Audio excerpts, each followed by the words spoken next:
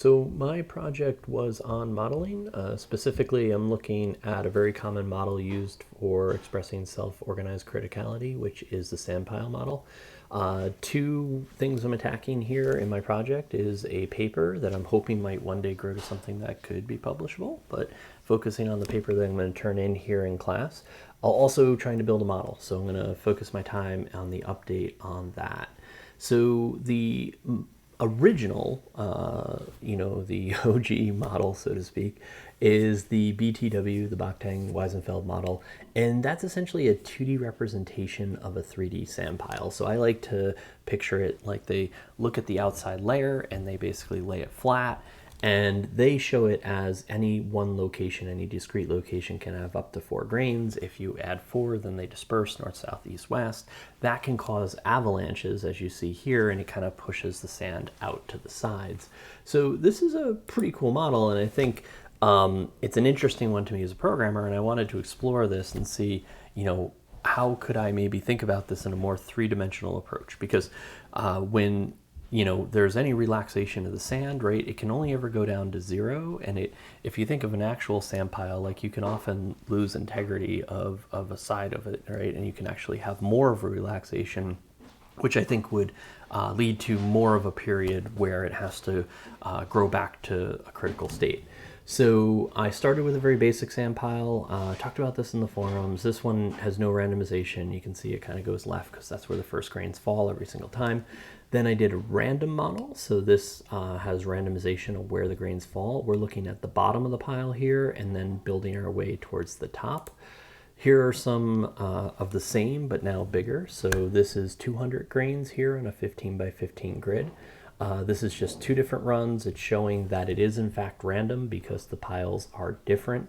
I also have the avalanche sizes here, which, if you look, since we're only building up to the critical state, they are in basically a normal distribution.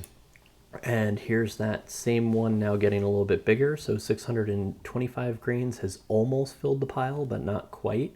You can see that we've lost a few grains off the side. And then if we grow that to 700 grains, we now have a completely full pile. We've lost 20 grains off the side. But once you reach that state, this is where my model is no longer really viable for this purpose yet. We have to do more. Because once you go to 2,000 grains, all I've done is add 1,300 more grains that have all fallen off the side.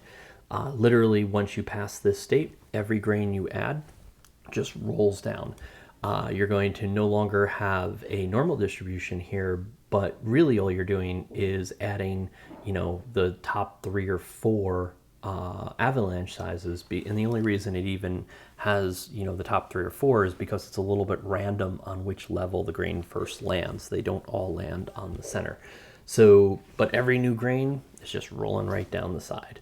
So where I have to go from here is to address these limitations. Right now, there's no separation of timescales on this. The external drive to the system is not slower than the relaxation process. So we're not seeing those properties that we want to see. So I want to attack this a few ways. I'm doing a lot of reading. I'm reading all of the other models that are out there.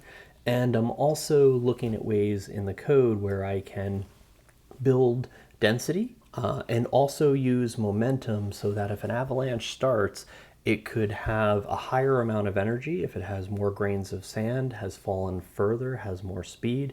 And also I want the transfer of movement of energy from grain to grain when you do exceed the threshold to involve new grains in the avalanche, to kind of choose that grain's direction instead of making it random, or like the current model, the Abelian model, to just kind of make it disperse evenly, even if evenly meant going uphill, which when you think about the 2D and 3D, it does. So that's where I'm at. I also am very curious to play around with the continuous versus the discrete model. I've stayed discrete so far, but I'm looking forward to getting into continuous approaches. If anyone has any ideas there, I would love to hear them.